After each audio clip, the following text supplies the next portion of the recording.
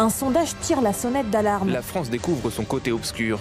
Une France où les théories du complot font la loi. Une étude qui vient d'être publiée et qui fait un peu froid dans le dos. Salut, ça fait super longtemps que vous me demandez une vidéo sur le complotisme, c'est normal, on est sur YouTube, donc ça passionne. C'est pas exactement ce que je vais faire là, c'est me concentrer sur l'enquête IFOP, Conspiracy Watch, Fondation Jean Jaurès, qui est sortie il y a quelques semaines, et un peu relier tout ça à la vidéo précédente sur l'opinion publique. On avait commencé à étudier la manière dont l'action conjuguée, pas concertée, l'action conjuguée de différents acteurs du monde politique et médiatique contribuait, notamment à partir de sondages, à produire l'opinion publique sur un problème public quelconque. Donc l'opinion publique y apparaissait comme une entité mixte, construite à partir d'éléments réels, mais ne reflétant pas véritablement ce que pense la majorité des Français, ou en tout cas ce que pense le peuple français. De sorte que l'opinion publique apparaissait comme quelque chose de mi-réel, mi-fictif. Mais cette opinion publique, cette entité produite, était destinée à répondre à une certaine demande du champ politique et médiatique. Alors ici, on n'a pas affaire à un sondage qui cherche à nous dire ce que veut l'opinion publique, mais on a affaire à un sondage qui prétend mesurer un phénomène donné, le complotisme, et sa propagation dans la société française. Conspirationnisme. Pour s'entendre sur les mots, grosso modo, on peut donner la définition la plus répandue du complotisme, celle aussi qu'utilisent les auteurs de l'enquête, qui repose, je pense qu'on peut la résumer, à 3 propositions. Adhérer à une théorie du complot, pour un individu, c'est croire 1. Que la version officielle, la théorie la plus répandue ou la plus acceptée est fausse. 2. Proposer ou croire en une solution, une explication alternative qui fait intervenir un petit groupe de personnes agissant secrètement et de manière concertée. Et 3, ce qu'on oublie souvent, c'est que l'individu se trompe lorsqu'il croit 1 et 2. Alors évidemment, la question qui est intéressante et qui va aussi occuper une partie de l'enquête, c'est de savoir si le fait d'être dans cette situation une seule fois suffit à caractériser un individu de complotiste. Ou si au contraire, il ne faut pas considérer le complotisme comme une sorte d'attitude, donc une tendance, qui fait que, systématiquement, pour chaque événement, on va chercher une explication alternative de type complotiste. Si on regarde un petit peu dans quelles circonstances se présente ce sondage, on voit qu'il va s'intégrer à une séquence politique qui tend à considérer comme étant des problèmes publics et liés entre eux, la montée du populisme, la question des fake news et la propagation des idées complotistes. Lors de ses vœux à la presse, le chef de l'État a donc annoncé une loi pour lutter contre les fake news. Par les chiffres effrayants qu'il présente, il va venir assurer une certaine fonction, c'est de dire, mais regardez l'état de la société française, c'est la catastrophe, les idées complotistes, se propagent. L'ampleur d'un phénomène qu'on a pendant très longtemps voulu maintenir un peu en dessous du niveau de la mer. Et ce sondage va donc s'ajouter à d'autres ressources qui vont alimenter le débat autour des solutions à apporter à ces problèmes. Moi, ce que je vais faire ici, c'est pas tellement m'intéresser à l'aspect politique et communication, pour me concentrer simplement sur la méthodologie du sondage, donc sur la faiblesse intrinsèque de ce sondage. Et je vais soutenir qu'au lieu de nous aider à nous donner une image claire de l'ampleur et de la nature de ce phénomène, il contribue à dramatiser inutilement cette question par une méthodologie qui est vraiment scientifiquement douteuse et qui mélange des choses qui devraient être distinguées, et enfin qui finit presque par passer à côté de son objet. Le mode de présentation, ça va être le suivant.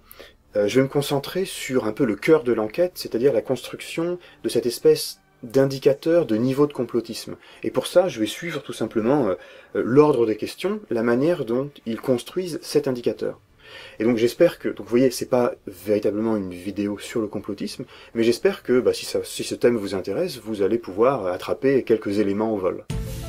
Alors d'abord, comprenons comment le sondage est construit et ce qu'il veut tester. Il y a 3 séries de questions. Il faut les lire dans le désordre à mon avis. On interroge d'abord la notoriété de certaines théories du complot. Par exemple, les complots sur l'assassinat de Kennedy ou sur la nocivité des vaccins. On cherche à quel point elles sont répandues, au sens où on teste si les sondés sont au courant que ces théories circulent. Par exemple, 75% des sondés affirment avoir entendu parler d'une théorie impliquant la CIA dans l'assassinat du président américain. Ensuite, on questionne le degré d'adhésion des gens à ces mêmes théories. Par exemple, 11% des gens disent être tout à fait d'accord avec l'affirmation « la CIA est impliquée dans l'attentat contre Kennedy ». Cela est censé nous donner un indicateur de complotisme renvoyant au nombre de théories du complot auxquelles adhère l'individu. Aucune, une, deux, etc., 7 et plus. Or, c'est sur cet indicateur que les concepteurs du sondage vont communiquer, en insistant bien sur le fait que seulement 21% des sondés n'adhèrent à aucune théorie, et 79% adhèrent à au moins une, avec un noyau dur autour de 25%. Enfin, et là en quelque sorte on revient à toutes ces questions qui ont été posées au début, on établit des corrélations entre ce niveau de complotisme, qu'a donné l'indicateur de complotisme, et d'autres croyances, perceptions et attitudes. Par exemple le rapport aux médias. Quelle est la source d'information principale? Les sondés font-ils confiance, etc. Ou encore, croient-ils en l'astrologie? Et donc, au sein des gens qui croient à l'astrologie, quelle corrélation il y a avec leur niveau d'adhésion aux théories du complot, etc., etc. Et on dispose d'une foule d'autres informations. Chaque résultat est aussi ventilé par sexe, catégorie professionnelle, âge, proximité politique, etc. La proximité politique, on va s'y intéresser parce que le débat médiatique s'est beaucoup focalisé là-dessus. Et évidemment, il y a un gros enjeu sur ce point. On comprend que le but de l'enquête, en articulant ces trois série de questions, c'est de mesurer des corrélations entre tendances complotistes chez un individu et sa manière de s'informer, ou encore sa propension à adhérer à des croyances réputées irrationnelles. Ce qu'il faut comprendre, c'est qu'il y a sous ces questions de grands enjeux pour les chercheurs, pour les scientifiques qui travaillent sur ces questions. Par exemple, la question de l'irrationalité, c'est pour ça qu'on teste le rapport entre complotisme et consultation de l'horoscope. C'est une question qui est beaucoup débattue, de savoir si le complotisme ou l'attitude complotisme est une sorte de marchepied vers un plus grand esprit critique, ou si c'est au contraire s'enfermer dans une attitude irrationnelle. D'où l'idée de tester, de savoir si plus on appartient au noyau dur des complotistes, et plus on a tendance à, disons, errer dans un univers d'irrationalité. Le rapport aux médias également est déterminant. Quelles sont les sources par où on s'informe? Est-ce qu'on est dans une attitude de défiance à l'égard des journalistes? Quelle proportion occupe Internet, et en particulier les réseaux sociaux ou les sites de partage de vidéos, dans les informations que je vais recevoir? C'est une question qui est très débattue, puisque tout un courant de réflexion sur le complotisme accorde un très grand rôle à Internet et aux informations qui y sont véhiculées. Et puis vous voyez, il y a tout un tas d'autres items qui sont testés, le lien avec le négationnisme, ou encore le lien avec le climato-scepticisme. Il y a quelques questions qui sont testées à propos du réchauffement climatique, notamment une thèse complotiste. Donc ce qu'il faut comprendre, c'est que pour toutes ces questions-là, médias, négationnisme, climato-scepticisme, à chaque fois il y a une version complotiste qui est testée, mais cette version complotiste dans cette série de premières questions n'entre pas dans la construction finale de l'indicateur de complotisme. Ce sont des questions annexes, auxquelles vont être confrontés l'indicateur de complotisme qui est construit indépendamment. Alors il y a énormément de choses à dire, évidemment, au sein de chaque item. On apprend vraiment beaucoup de choses, mais moi je vais me concentrer uniquement sur la construction de l'indicateur niveau de conspirationnisme.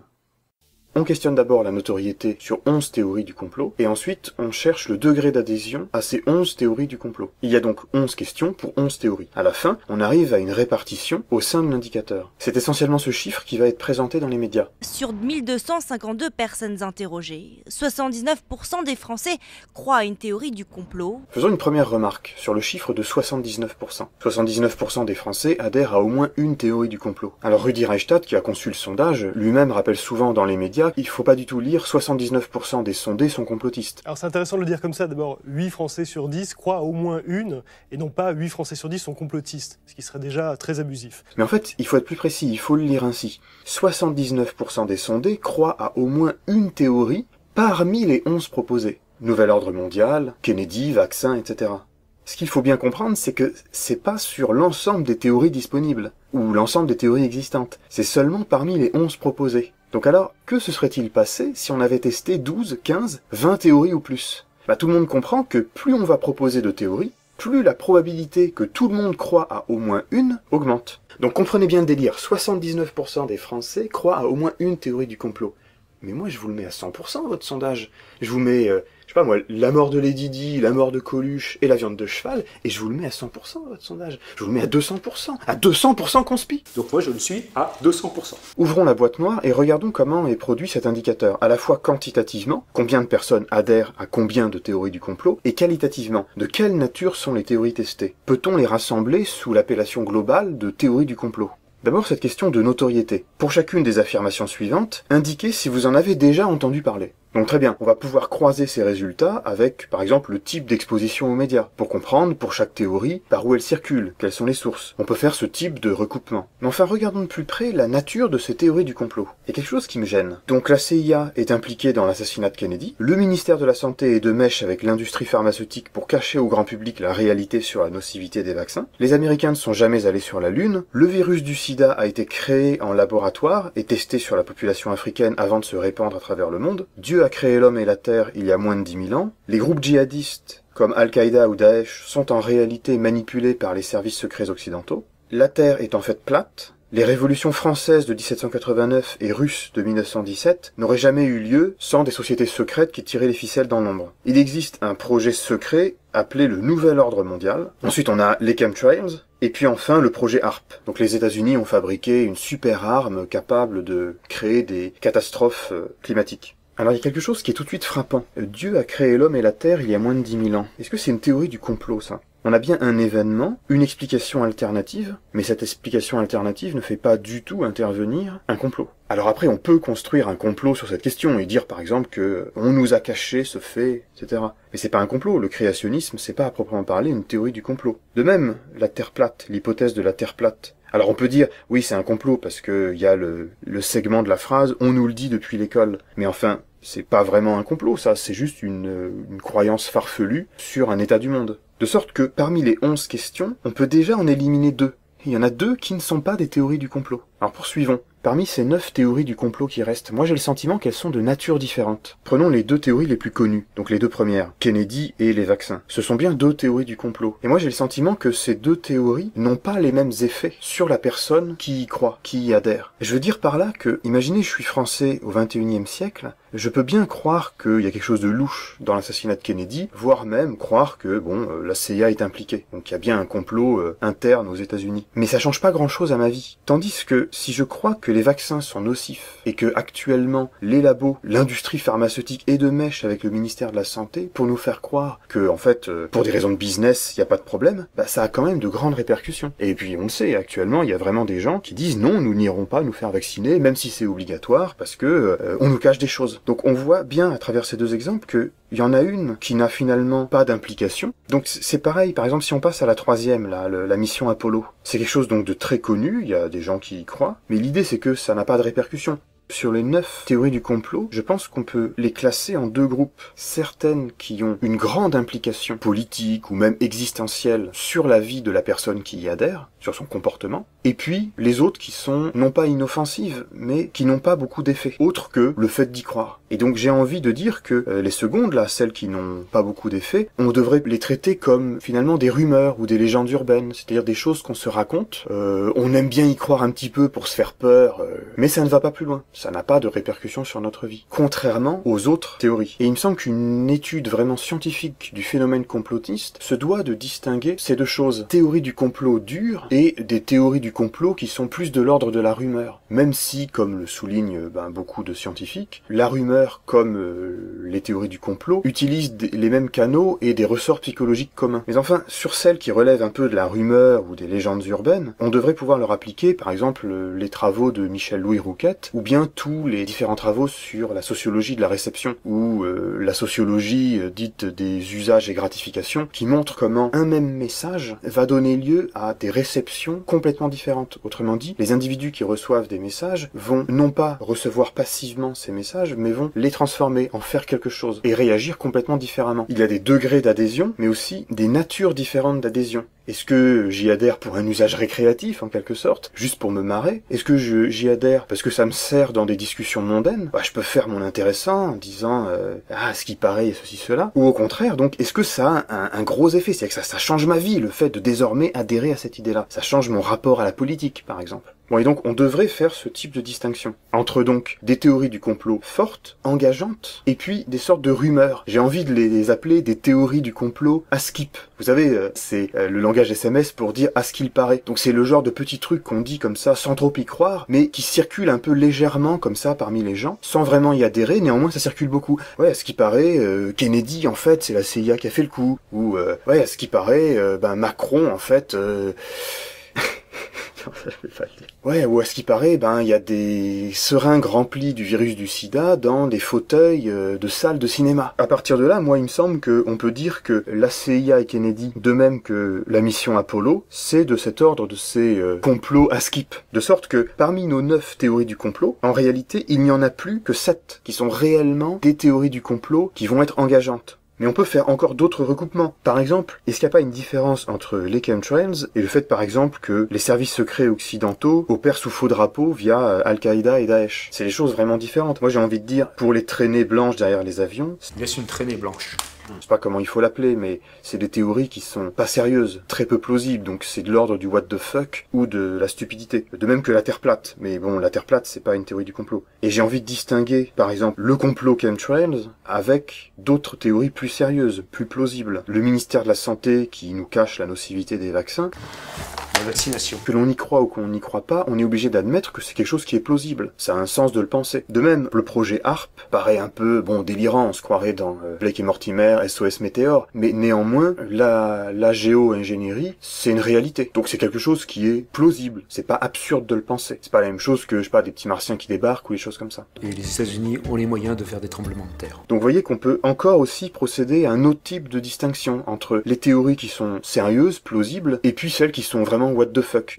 La traînée, elle ne s'efface plus. Pour résumer, on doit faire 2 critiques à cette série de 11 questions pour construire l'indicateur du complotisme. D'abord, comment affirmer qu'on construit un indicateur de complotisme avec des théories qui ne relèvent pas du complot? Alors la réponse de Jérôme Fourquet, qui s'est occupé de ce sondage à l'IFOP, alors oui, on a fait une étude sur le complotisme, mais en fait, finalement, on a testé un peu toutes les croyances bizarres. Ah oui, mais attendez, c'est pas la même chose. Le sondage s'appelle bien Enquête sur le complotisme. In fine, le créationnisme et la Terre plate, ça compte pas beaucoup dans le total des gens qui adhèrent à des théories du complot. Mais enfin quand même. Ensuite, deuxième reproche, est-ce qu'il n'y a pas un problème à mettre dans le même sac des choses aussi hétérogènes, mais surtout qui n'ont pas les mêmes effets sur les individus? Est-ce qu'on parle d'un usage récréatif, comme pour le cannabis, on s'amuse juste à se partager des théories du complot et puis on se marre bien, par exemple à reconnaître les Illuminati dans les clips de Beyoncé ou je sais pas quoi, ou au contraire, est-ce que ça a un effet sur sa structuration politique, sur le niveau de confiance que l'on va avoir dans les pouvoirs publics? Ce sont des choses bien différentes.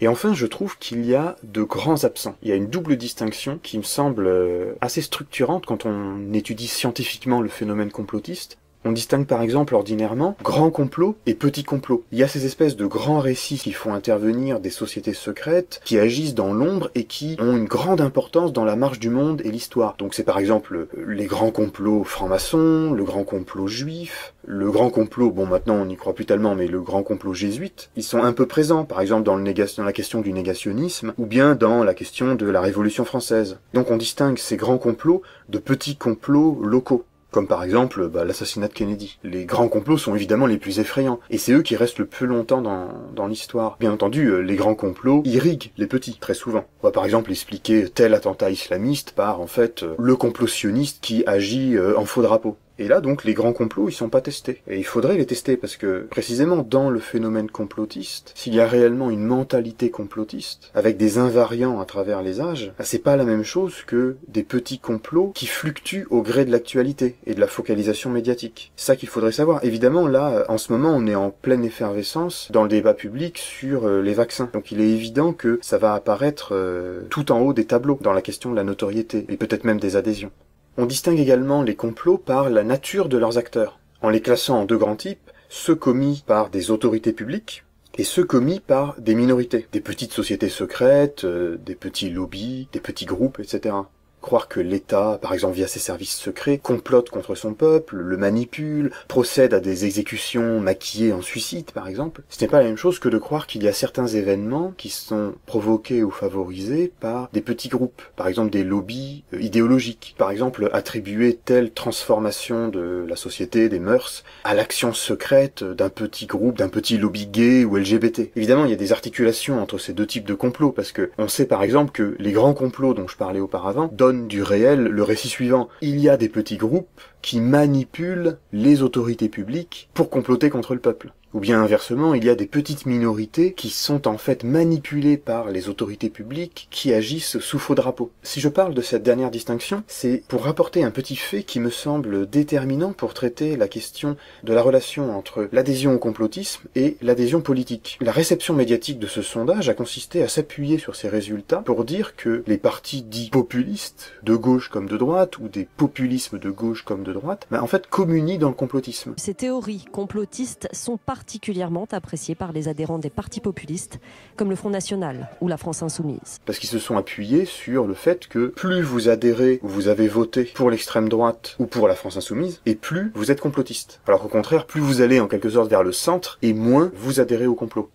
Or, nous savons qu'il y a une adhésion différenciée, selon la couleur politique, à ces deux types de complots. Complot des autorités publiques ou complot des minorités. Parmi les gens qui adhèrent aux théories du complot, l'orientation politique va jouer un rôle dans la préférence pour un certain type de théorie. Donc parmi les gens qui adhèrent aux théories du complot, les conservateurs vont avoir tendance à préférer les théories de type théorie minorité. Théories impliquant des minorités. Ces corrélations ont été mesurées, et elles ont été aussi analysées par des historiens, et peut-être qu'on peut le retrouver intuitivement si on se dit que la droite a plus tendance à vouloir conserver l'ordre, et donc elle voit dans certaines minorités dissidentes transgressant les normes sociales des menaces pour l'ordre, alors que la gauche a plus tendance à critiquer l'ordre lui-même et attribuer à l'État la conservation de cet ordre. Et alors voilà ce qui m'intéresse. C'est que quand vous regardez les théories du complot qui sont employées, parmi les 11 là, pour construire l'indicateur, eh bien vous vous apercevez que les complots systémiques, donc les complots impliquant des autorités, sont surreprésentés. Donc sur les 11, ou plus exactement, souvenez-vous, sur les 9, moi j'en compte au moins 6. Après d'autres, ça peut se discuter. Et je vois qu'un seul complot de type minorité. C'est le coup des 2 révolutions qui ont en fait été manigancées par des sociétés secrètes, par les francs-maçons ou le complot judéo-bolchevique. Mon hypothèse, c'est que si vous surreprésentez dans vos propositions des théories système élite, eh bien mécaniquement vous faites augmenter le niveau relatif d'adhésion de la gauche complotiste. Puisqu'en quelque sorte vous avez donné plus de propositions qui suscitent l'appétence des complotistes de gauche. Et donc là on a clairement un biais qui va pondérer à la hausse le complotisme de gauche. Donc pour pouvoir faire une comparaison un peu plus objective, un peu plus sérieuse sur le niveau d'adhésion respectif de complotisme de droite et de complotisme de gauche, il aurait fallu proposer un nombre égal de complots impliquant des minorités et des complots impliquant les autorités publiques.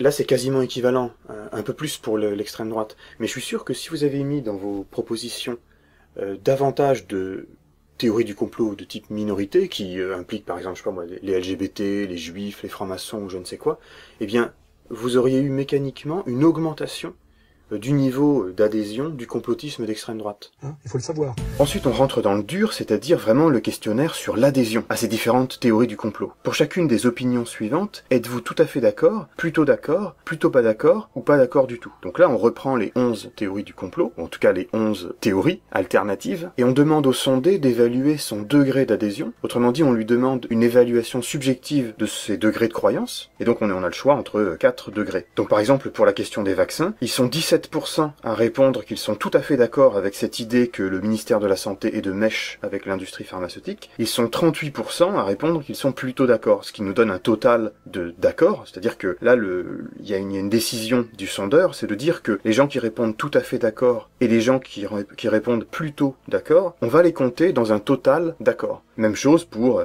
les cases plutôt pas d'accord et pas d'accord du tout. Tous les deux forment une somme des pas d'accord. Alors évidemment, ce qu'on remarque tout de suite, c'est qu'il n'y a pas la case « ne se prononce pas ». C'est quand même un énorme problème. Toute question doit toujours donner la possibilité au sondé de répondre « je sais pas, je ne me prononce pas, ça ne me dit rien, je ne connais pas ». Sinon, on produit des réponses bizarres, c'est-à-dire qu'on demande au sondé de répondre à une question qu'il ne comprend pas, ou alors sur un sujet qu'il ne connaît pas. Et là, c'est précisément ce qu'on lui demande de faire, puisque juste avant, on a les chiffres de la notoriété des théories du complot. À part quelques-unes, elles sont pas très connues du grand public, mais ensuite on leur demande « ok, vous venez de les découvrir, prononcez-vous dessus ». Alors pourquoi pas? Parce qu'on pourrait dire, en fait, ce qu'on veut mesurer pour chaque théorie du complot, c'est la tendance à la trouver plausible lorsque vous la découvrez pour la première fois. Ça peut être une information. Mais dans ce cas, il faut différencier dans les réponses entre les gens qui connaissaient cette théorie du complot et ceux qui ne la connaissaient pas. Et donc, au sein de ces deux items, à chaque fois, différencier ceux qui la découvrent pour la première fois et qui sont d'accord et ceux qui sont pas d'accord, et ceux qui, la connaissant, c'est-à-dire qui en ont déjà discuté, qui se sont peut-être même déjà informés sur ces questions-là, eh bien, après avoir délibéré, répondent oui ou non. J'adhère à cette théorie. Mais là, c'est complètement amalgamé. Qu'est-ce que c'est que ce chiffre qu'on nous sort? Alors Jérôme Fourquet a répondu à l'objection, mais enfin, sa réponse, elle est bien cavalière. Elle consiste à dire « Ah oui, vous avez raison, c'est un défaut méthodologique, mais en fait, c'est aussi intéressant de savoir ce que pensent des gens qui découvrent pour la première fois ces théories. » Mais enfin, c'est quand même hallucinant, ça consiste à dire « Oui, la méthodologie est foireuse, mais c'est pas grave. » Parce que regardez bien ce qui se passe. Je vais vous montrer que la question change de nature si elle s'applique à des gens qui connaissent l'information ou bien s'ils la découvrent pour la première fois. On veut dresser un état des lieux sur le caractère plus ou moins répandu d'une croyance. Cette opinion est-elle ancrée en quantité de personnes touchées et en profondeur d'adhésion dans la population? Cela suppose que le sondé se soit forgé une opinion, ce qui prend un peu de temps, sans que ce processus par lequel on se forge une opinion se comprenne nécessairement comme un effort personnel de recherche active d'information. Il peut s'agir simplement d'une exposition répétée à une information, d'une discussion avec d'autres qui la connaissent aussi, etc. Au bout du compte, on finit par avoir sa petite idée, même si on n'a pas vraiment réfléchi activement. D'où la possibilité de mesurer ce degré de conviction par tout un dégradé de réponses. Mais en adressant la question à quelqu'un qui découvre l'information pour la première fois, la question change de nature. On ne mesure plus si une croyance est plus ou moins solidement ancrée, mais on demande à l'individu de se prononcer sur la possibilité d'un fait. Croyez-vous que ce fait se soit déroulé, au sens de « seriez-vous prêt à soutenir sérieusement que c'est le cas ?» Mais pensez-vous qu'il est plausible, possible, vraisemblable? Y a-t-il un sens à le penser selon vous? Ce n'est plus la probabilité de ce fait singulier qui est alors en jeu, mais la probabilité générale que ce genre de fait arrive. Pour se prononcer sur ce fait singulier, il me faudrait plus de détails, il me faudrait connaître un peu plus les circonstances. Mais même si je découvre pour la première fois cette information, je peux dire si ce genre de phénomènes sont en général possibles. Par exemple, s'ils ne renvoient pas à des phénomènes surnaturels, ou que la science n'a jamais mis en évidence, ou bien qu'ils se sont déjà produits dans l'histoire. On a déjà vu la CIA faire des sales coups, ou les lobbies de l'industrie pharmaceutique peser sur le processus législatif, ou sur des décisions des pouvoirs publics. On voit que dans ce cas, la formulation de la proposition acquiert une grande importance, parce que si elle contient des éléments plausibles, alors le répondant va peut-être se focaliser sur eux et se prononcer en faveur de la phrase dans sa globalité, sur la base de son adhésion à seulement quelques segments. Une bonne manière d'éviter ça, évidemment, c'est de poser des questions ouvertes. Parce que dès que vous fermez la question, dès que vous suggérez toutes les informations dans la question, on a des résultats différents. À mon avis, on aurait des résultats différents si on demandait, d'abord, pensez-vous que le cocktail de 11 vaccins est nocif? Ensuite, pensez-vous que le ministère de la Santé cache cette nocivité? Ensuite, pensez-vous que le ministère de la Santé est influencé par l'industrie pharmaceutique? Alors on pourrait dire, mais c'est précisément ça l'attitude complotiste, se contenter d'indices, d'analogies avec d'autres événements, ou encore d'inférer de la possibilité à la réalité. Mais ici, on ne peut pas distinguer entre les gens qui vont transformer cette adhésion spontanée en conviction solidement ancrée, et ceux qui vont l'abandonner dans la minute. Faute de pouvoir distinguer tout cela, on gonfle un chiffre qui comprend non seulement les gens qui adhèrent franchement à la version complotiste, mais aussi ceux qui disent juste « je sais pas vraiment, mais c'est pas complètement absurde ».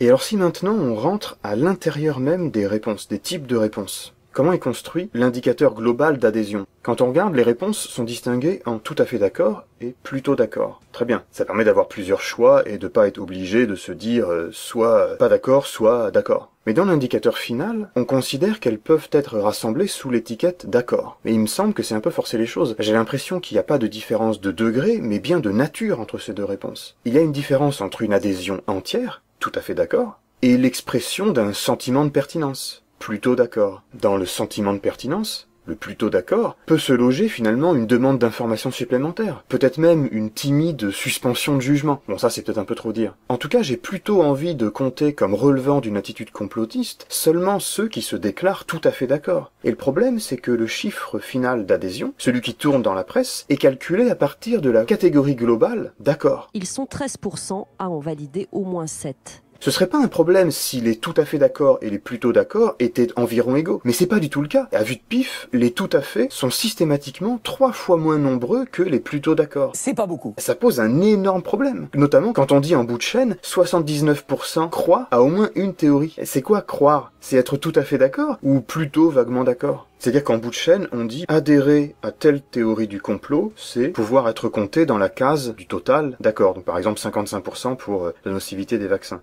Comment on fait pour traiter quelqu'un qui découvre le sujet pour la première fois, donc ne sait pas trop quoi croire? Il va répondre plutôt d'accord, admettons, ça lui paraît plausible, donc il déclare plutôt d'accord, il ne pense pas grand-chose puisqu'il vient de découvrir le truc, et puis ça n'a pas vraiment d'incidence sur sa vie, on ne sait pas encore comment il va l'intégrer dans ses croyances et quel type de comportement va en résulter. Mais néanmoins, au bout du compte, on le compte comme un complotiste sur cette question. De sorte que toutes ces critiques mises bout à bout nous montrent qu'on peut faire à ce sondage, la critique générale qu'on fait à finalement quasiment tous les sondages, c'est qu'on a un mal infini à distinguer ce qui est déclaré de ce qui est réellement pensé et de ce qui a une incidence véritable sur la vie de l'individu ou sur son comportement, son attitude. Comprenez que là, on a typiquement la situation que décrit par exemple Patrick Champagne dans Faire l'opinion. C'est-à-dire qu'on produit un état de l'opinion qui n'est ni vraiment fictif, ni vraiment réel, mais qui est produit à partir de questions posées à des gens qui ne se les posent pas, et en agrégeant des réponses qui sont de nature complètement différente. Donc je voulais souligner le décalage entre la profusion d'informations intéressantes que contient ce sondage et la méthodologie franchement légère avec laquelle est construite l'indicateur principal, l'indicateur de complotisme. Et bien sûr, j'ai conscience que c'est plus difficile de fabriquer un bon questionnaire que de le critiquer derrière. Mais enfin, quand on voit quelle importance vont avoir ces chiffres, vont acquérir ces chiffres dans le débat public, on est vraiment en droit d'attendre un petit peu plus de sérieux. Fuyez les télévisions.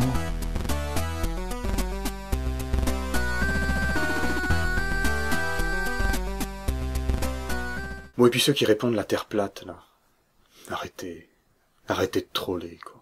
C'est pas sympa. Arrêtez. Non, arrêtez, parce que vous savez ce qu'on va se retaper, sinon? On va se retaper des vidéos de Kevin Razi. C'est ça que vous voulez?